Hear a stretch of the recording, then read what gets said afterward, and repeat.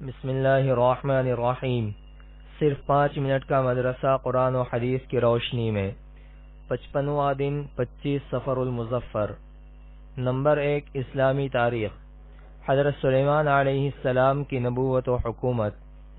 حضرت داؤد علیہ السلام کا جب انتقال ہو گیا تو اللہ تعالی نے حضرت سلیمان علیہ السلام کو نبوت اور حکومت دونوں عطا فرمائی۔ اس طرح وہ جہاں ایک طرف بنی اسرائیل کی دینی امور سے متعلق صحیح رہنمائی فرماتے، وہیں دوسری طرف وہ ان کی اجتماعی و انفرادی زندگی اور ملکی انتظام کا فرض بھی انجام دیتے تھے۔ اللہ تعالی نے حضرت سلیمان علیہ السلام کو بہت ساری خصوصیات سے نوازا تھا۔ وہ عام انسانوں کی گفتگو کی طرح تمام پرندوں کی بھی بولیاں خوب اچھی طرح سمجھتے تھے۔ اللہ تعالی نے ہوا کو ان کے تابع کر دیا تھا، اسی وجہ سے آدھے دن میں وہ 1 مہینے کا سفر مکمل کر لیتے تھے۔ جنات بھی ان کے تابع اور فرما بردار تھے۔ جناتوں ہی کے ذریعے مسجد اقصی اور اس کے علاوہ دیگر عالیشان عمارتیں اور پتھروں کو تراش کر بڑے بڑے حوض بنوائے، اور سمندروں سے ہیرے جواہرات نکالنے کا کام بھی انہی سے لیتے تھے۔ مسجد اقصی کی تعمیر کے دوران حضرت سلیمان علیہ السلام کا 53 سال کی عمر میں انتقال ہوا۔ نمبر 2 اللہ کی قدرت۔ اونٹ کی خصوصیات۔ قرآن میں اللہ تعالی نے ہمیں دیگر جانوروں کے مقابلے میں اونٹ کی پیدائش و بناوٹ پر غور کرنے کی دعوت دی ہے۔ ذرا غور کرو کہ وہ سخت گرمی کے موسم میں بغیر کچھ کھائے پیے 8 دن زندہ رہ سکتا ہے، اگرچہ اس کے اندر ایک دن میں 50 کلو کھانے کی صلاحیت ہے، مگر 2 کلو گھاس دانے پر 1 مہینہ زندہ رہ سکتا ہے۔ اس طرح اپنے وزن سے 1/3 پانی پیٹ کی ٹنکی میں جمع کر کے مہینوں استعمال کر لیتا ہے۔ اس کے ہونٹ مضبوط ربڑ کی طرح ہیں جن سے وہ سخت کانٹے، پلاسٹک وغیرہ کھا کر ہضم کر لیتا ہے۔ وہ 2.5 کوئنٹل وزن لے کر 40 کلومیٹر کا فاصلہ آرام سے طے کر لیتا ہے، اور بغیر وزن کے 300 کلومیٹر چلنے کی طاقت رکھتا ہے۔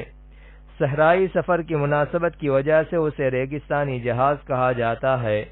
آخر اونٹ کو یہ خصوصیات کس نے عطا فرمائی؟ یقیناً یہ اللہ کی زبردست قدرت ہے۔ نمبر 3 ایک فرض کے بارے میں۔ حج کن لوگوں پر فرض ہے؟ قرآن میں اللہ تعالی فرماتا ہے، اللہ کے واسطے ان لوگوں کے ذمے بیت اللہ کا حج کرنا فرض ہے جو وہاں پہنچنے کی طاقت رکھتے ہوں۔ نمبر 4 ایک سنت کے بارے میں۔ تیل کے استعمال کا مسنون طریقہ۔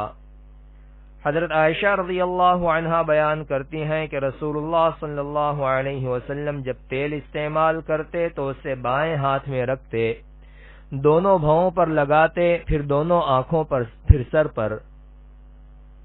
نمبر 5 ایک اہم عمل کی فضیلت۔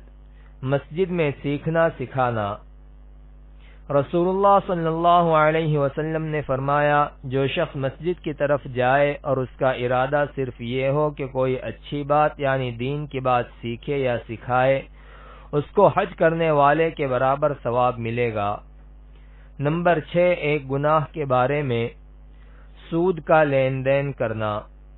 رسول اللہ صلی اللہ علیہ وسلم نے فرمایا، جس قوم میں سود عام ہو جاتا ہے اس میں پاگل پن جیسی بیماری پھیل جاتی ہے، اور جس قوم میں زنا جیسی بری چیز عام ہو جاتی ہے اس میں کثرت سے موت ہونے لگتی ہے، اور ناپ تول میں کمی کرنا جس کی عادت بن جاتی ہے اللہ تعالی ان سے بارش روک دیتا ہے۔ نمبر 7 دنیا کے بارے میں۔ لوگوں کا دنیا کی فکر کرنا۔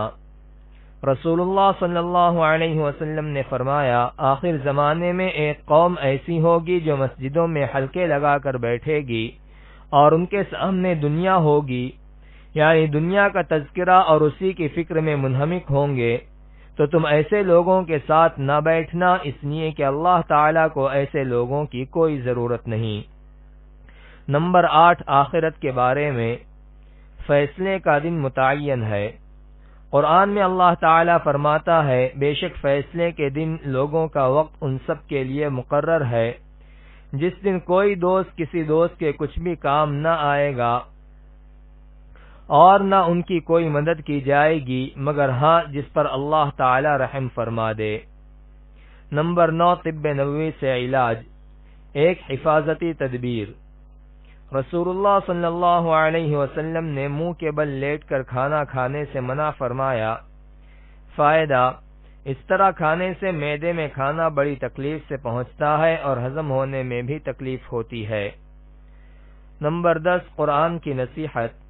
قرآن میں اللہ تعالی فرماتا ہے، اے ایمان والو، تم سب پوری طرح اسلام میں داخل ہو جاؤ اور شیطان کے پیچھے مت چلو، یقیناً وہ تمہارا کھلا دشمن ہے۔